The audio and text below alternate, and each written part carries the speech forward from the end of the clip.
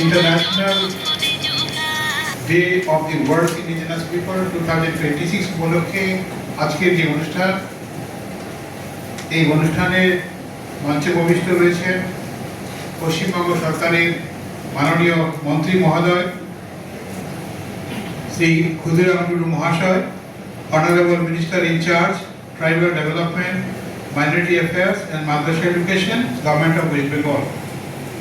মঞ্চে উপস্থিত আছেন আমাদের বাঁকুড়া বিশ্ববিদ্যালয়ের মাননীয় ডিন অধ্যাপক জয়ন্ত কুমার সাহা, সঙ্গে আছেন আমাদের অধ্যাপক সুবীর কুমার রায়, তিনি আমাদের director SEDG cell, socio economically disadvantages group sell.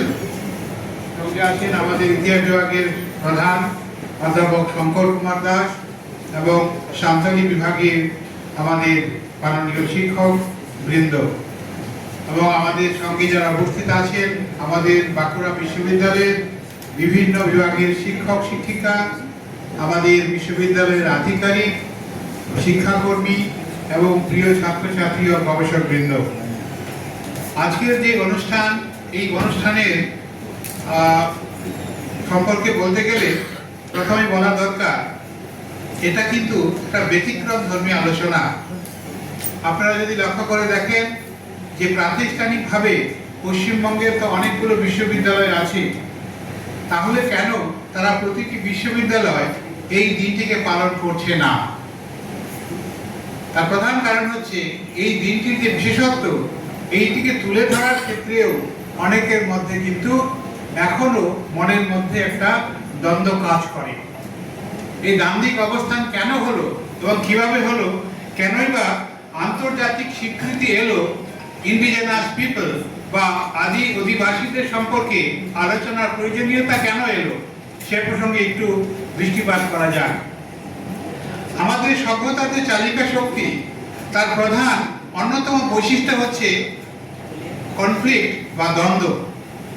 আপনারা যারা মহাভারত, শ্রীমদ্ ভাগবত গীতা চর্চা করেন বা পড়েন, সেখানে দেখবেন গীতার প্রথম শ্লোকটি মধ্যে দ্বন্দ্বের আভাস লুকিয়ে আছে। সেখানে ধৃতরাষ্ট্র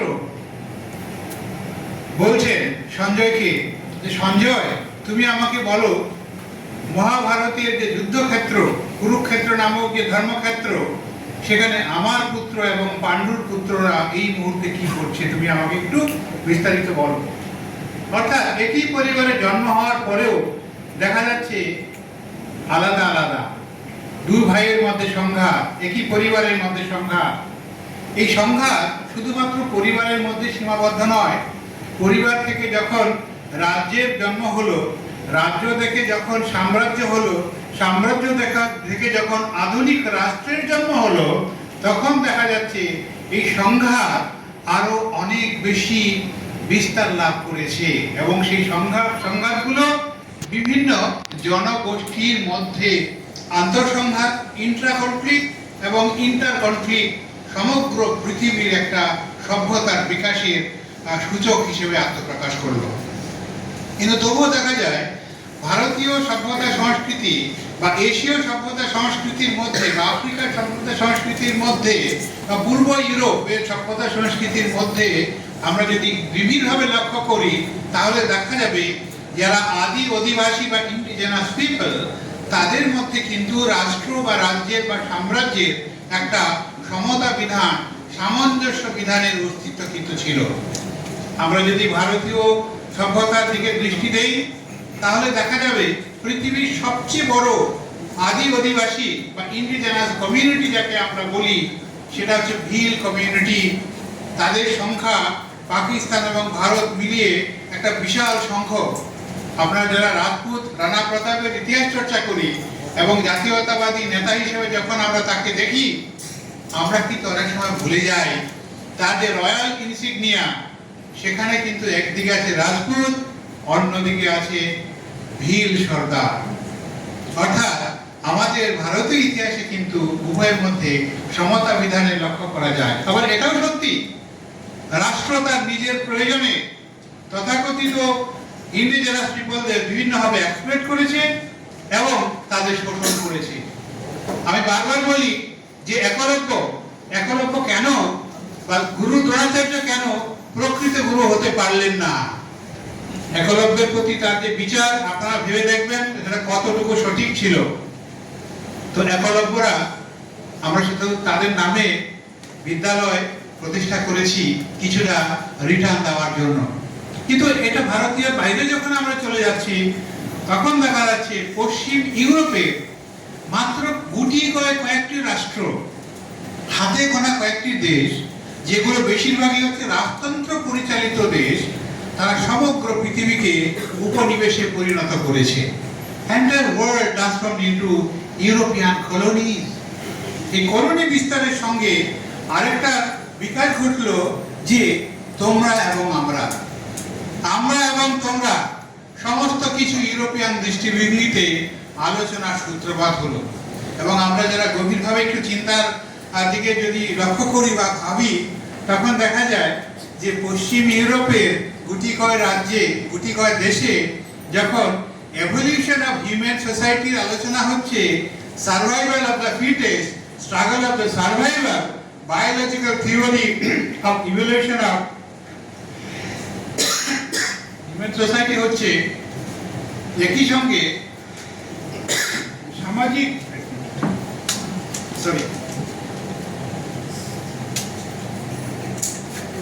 সমাজের ক্ষেত্রে দেখা যাচ্ছে সভ্যতার বিবর্তন নিয়ে কতগুলো আলোচনা হচ্ছে।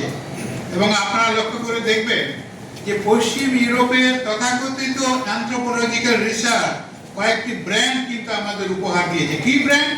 না, এরা হচ্ছে রেশিয়ালি অমুক কমিউনিটি, এরা হচ্ছে রেশিয়ালি নিগ্রিটো, এরা কি রেশিয়ালি দ্রাবিডিয়ান, এরা কি রেশিয়ালি প্রোটোস্টরেট, এরা কি রেশিয়ালি দেয়ার কল মঙ্গোলয়েড। এবং দেখা যাচ্ছে ভারতীয় সভ্যতা যাদেরকে আমরা তথাকথিত নিগ্রিটো হিসেবে আইডেন্টিফাই করছি, তাদেরকে এই যে সেন্সাস অপারেশন হচ্ছে আজকে আবার 2026 সালে, এটা যখন প্রথম সূত্রপাত হয় 1871-72 সালে, তখন বলেই দেওয়া হলো অ্যাবরিজিনাল। অ্যাবরিজিনাল এই শব্দগুলো কতটুকু ডেরিভেটরি সেটা আজকের দিনে আমরা বারবার বুঝতে পারি। তারপরে সবকিছু বলা হলো অ্যাবরিজিনাল। এমন কিছু মনে করবেন না, আমাদের বিদ্যাসাগর মহাশয় কিন্তু একই শব্দ ব্যবহার করেছেন সব্যয় এবং সব উপন্যাসে। আমাদের বিভূতিভূষণও একই জিনিস ব্যবহার করেছেন। রুমকিনি দেবীর খর্ব, একটু ইন্টারনেট খুলে দেখুন, what are the term he has used.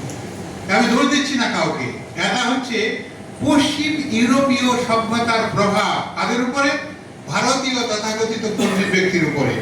এবং এটা মনে করা হয়েছিল পশ্চিম ইউরোপ যা বলবে সেটাই হচ্ছে বাস্তব কথা এবং সেটাকেই মেনে নিতে হবে।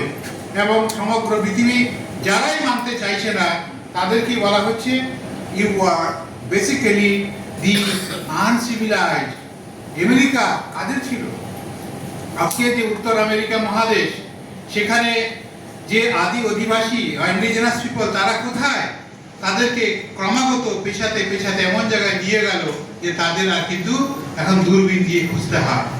এবং আপনারা যদি লক্ষ্য করেন দক্ষিণ আমেরিকার যারা আদি অধিবাসী, তাদের সভ্যতার বিকাশের বিভিন্ন উদাহরণ আমরা খুঁজে পাই, কিন্তু মানুষগুলো কিন্তু সেভাবে দেখতে পাই না, তাদের সংখ্যা মাইনরিটিতে পরিণত হয়েছে। একইভাবে যদি আমরা অস্ট্রেলিয়ার দিকে তাকাই, অস্ট্রেলিয়া তো কারোর জায়গা নয়, তাদের জায়গা ছিল, আদি অধিবাসীদের জায়গা ছিল, ইন্ডিজিনাস পিপলদের জায়গা ছিল। আজকে তারা কোথায়? তাদের সংখ্যা কমতে কমতে এমন জায়গায় চলে গেছে যে আগামী দিনে তাদের প্রতি বছরই একটা একটা করে কমিউনিটি হারিয়ে যাচ্ছে।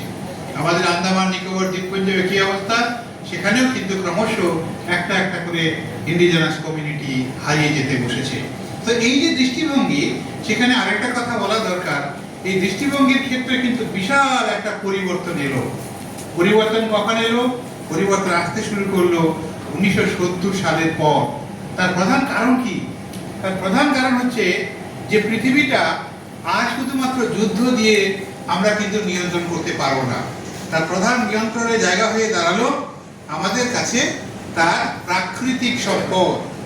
এবং প্রাকৃতিক সম্পদকে আহরণ করা, তার এক্সপ্লয়টেশন করার মধ্য দিয়ে কিন্তু আগামী দিনের রাষ্ট্রীয় শক্তির নির্ধারণ শুরু হলো।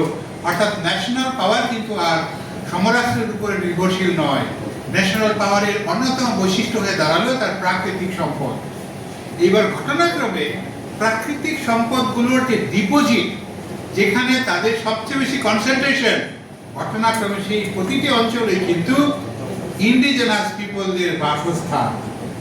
আজকে যে আমরা মহামূল্যবান ইউরেনিয়ামের কথা বলি, আমাদের কোথায় আছে ডিপোজিট? মেঘালয়ে।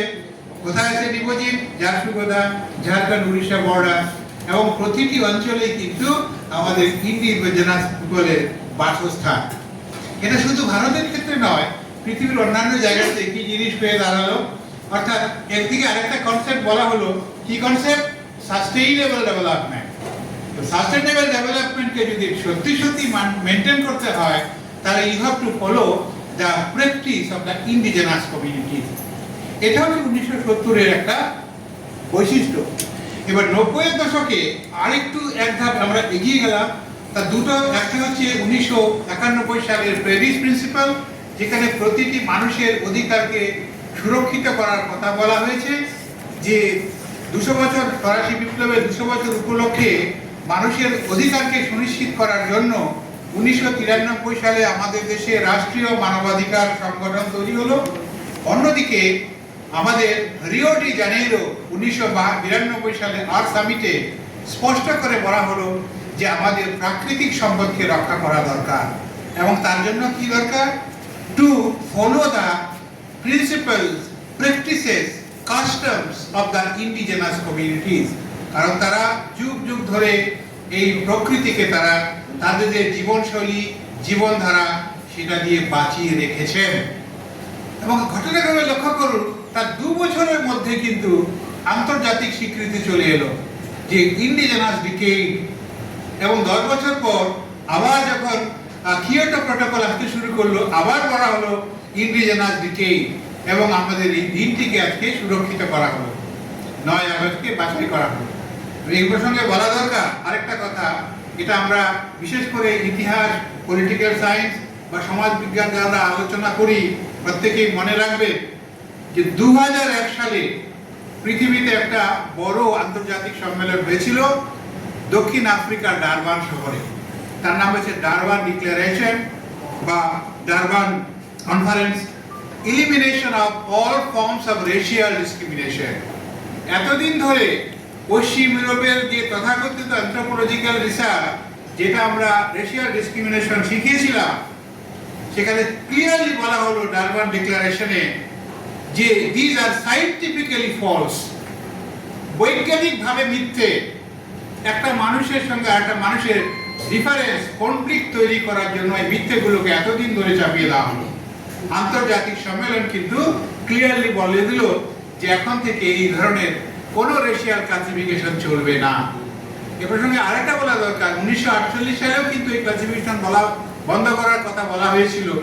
রেশিয়াল সুপিরিয়রিটির ফলে কিন্তু দ্বিতীয় বিশ্বযুদ্ধের সূত্রপাত, সেখানে রেশিয়াল ক্লাসিফিকেশনকে ডিনাই করতে বলা হয়েছিল।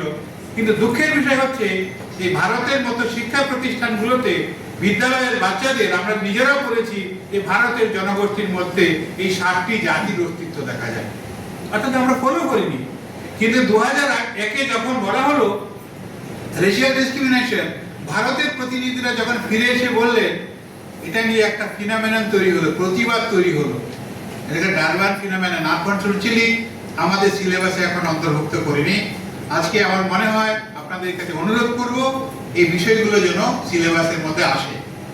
এরপরে দেখা গেল যে ইন্ডিজেনাস পিপলদের স্বীকৃতি শুধুমাত্র স্বীকৃতি নয়, তার জন্য প্রোটেকশন দরকার, এবং তাদের ভাষার বিকাশ দরকার, তাদের সংস্কৃতিকে বাঁচিয়ে রাখা দরকার। এবং তার জন্য ভারতের সরকার বিভিন্ন ধরনের পদক্ষেপগুলো গ্রহণ করেছে। কিন্তু আমরা বেশিরভাগ ক্ষেত্রেই দেখি যে পদক্ষেপগুলোকে বাস্তবায়িত করার ক্ষেত্রে অনীহা কাজ করে। আমরা সন্দেহ প্রকাশ করি সত্যি সত্যি আমরা পারবো তো।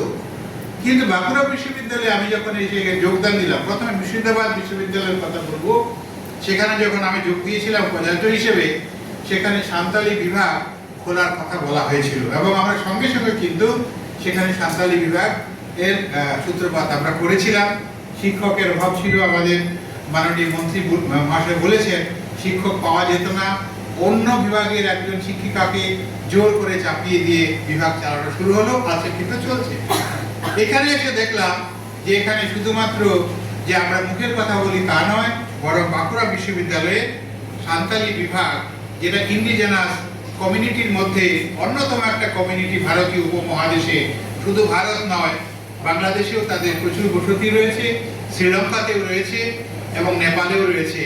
সেই ভাষার বিকাশ এখানে হচ্ছে এবং সেই ভাষায় পঠন পাঠন সম্ভব হচ্ছে এবং আমাদের সমস্যাগুলোর কথা আমরা ইতিপূর্বে শুনেছি এবং মাননীয় পশ্চিমবঙ্গ সরকারের বিভিন্ন বিভাগ থেকে আমরা আর্থিক সহায়তা এবং বিভিন্ন ধরনের নৈতিক সহায়তা আমরা পাবো এবং আগামী দিনে আমাদের এই বিভাগগুলো আরো ভালো কাজ করবে আশা করছি এবং আন্তর্জাতিক যে international world indigenous peoples day 2026 যে সূচনা এখানে আলোচনা হলো, পরবর্তীকালে এই বিষয়গুলো নিয়ে আমরা একটা গ্রন্থ আকারে প্রকাশ করার ইচ্ছা আছে।